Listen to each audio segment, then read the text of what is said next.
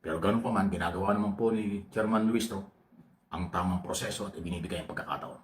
Dito sa kay Sara second impeachment, ang isa na namang nag-file dito, Makabayan Black na naman. Yung group ulin na Tenyo, Ilago, at saka ako.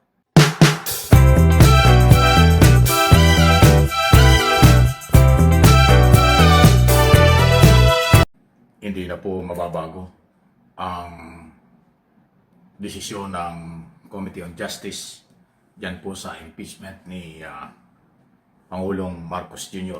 na kanilang ibinasura dahil walang, ang tinatawag nila, insufficient in substance.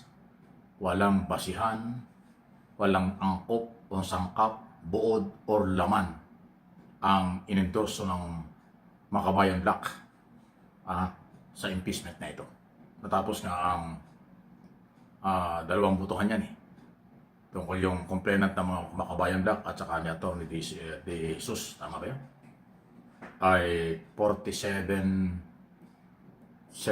at saka 47 basta isang 47 at saka isang 39. Majority ng member ng committee ay tumutol. So ito po ay pinafinal na ang committee report para pag-usapan sa plenaryo. Sa plenaryo, dalawa ang pwedeng mangyari. Pwedeng suportahan ng 1/3 vote ng mga congressman ang committee report para tuluyang patayin ang impeachment.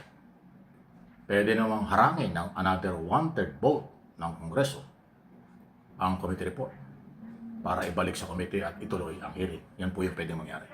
Pero sa ngayon, sa ating monitoring, mataas ang percentage na maging sa plenaryo makukuha ng mga congressman, member ng Committee on Justice led by Chairman Jinky Luistro ng Batangas ang 1/3 vote para tuluyang ibasura ang impeachment laban kay Pangulong Marcos. Yan ang pwede mangyari. Dahil malabo na pong mabago pa yung butuhan at malabo ding makakuha pa ang mga nag-endorso ng kaso ng 1/3 vote, 110 congressman ang kailangan para ma-reverse yung desisyon. Kaya medyo malabo yan. Malabo pa yan sa sabaw ng pusit. Ganun pa man, ulit-ulit na pinaninindigan ng committee chairman Luistro na dumaan sa tamang proseso. Hindi totoong minadali, hindi rin totoong hindi nagkaroon ng karapatan ng endorser at iba pang mga dapat magsalita. Ibinigay ang lahat ng pagkakataon sa mga nag-endorse ng kaso, sa mga pumabor na ma-impeach si Pangulong Marcos at hindi pumabor. Nakita ko rin naman yan. Nakita rin po ninyo mga kaibigan niya. Doon sa 3 hearing na ginawa, naging maayos dahil maganda ang pag-handle ng chairman, due process, lahat ng pagkakataon pinagkakaloob. Tapos may mga rule, may mga desisyon. Pagka nagkakaroon ng mga dapat gawin ng mga motion for voting, ay nagkakaroon po ng mahabang proseso at tamang proseso. So, maganda yan.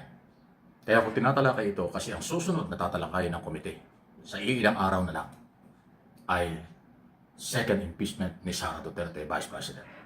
At ganun din po ang gagawing proseso. Titingnan kung merong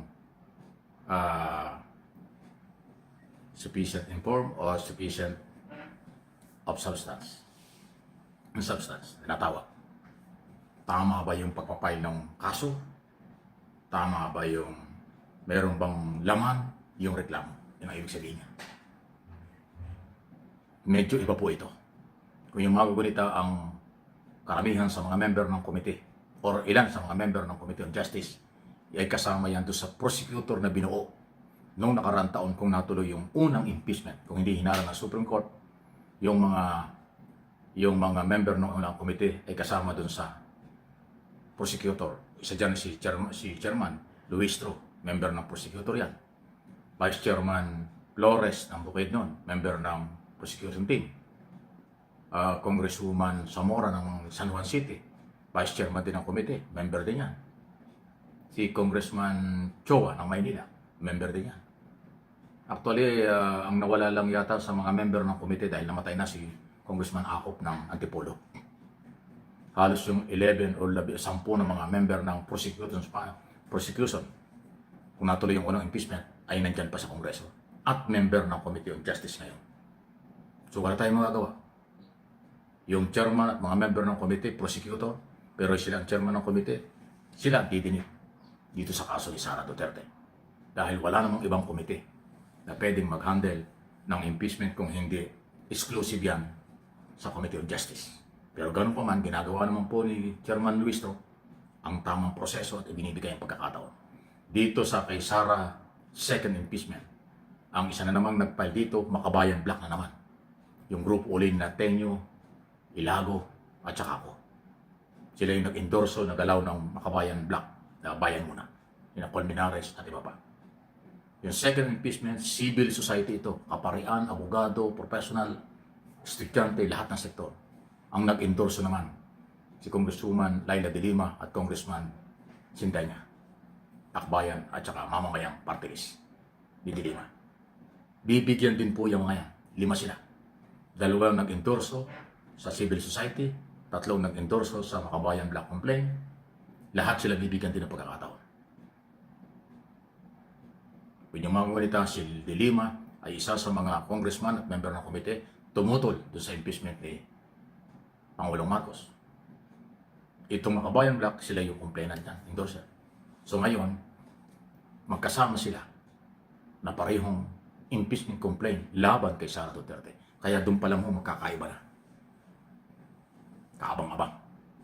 Itong kay Pangulong Marcos, nasa final na ito, patapos na ito, committee report na lang eh. Pero yung kay Sara, yun ang aabangan natin. Dahil ibang ebidensya, ibang dokumento, at ngayon mas maraming congressman nagsasalita na hindi pa nga nakagsisimula sa hearing, iba na. Katulad ni Congressman Abante na binastos-bastos. Katulad ni Congressman Choa, Congressman Valeriano, 3 congressman ng Maynila ang nilait-lait ni Sara Duterte noong 2025 election.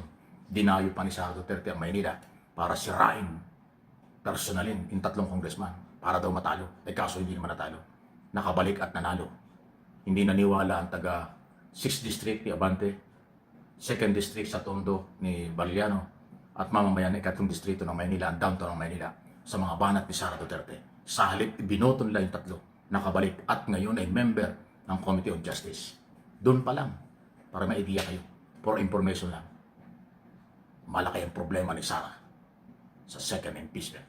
Sa akin personal na interpretation at opinion base sa mga nangyayari.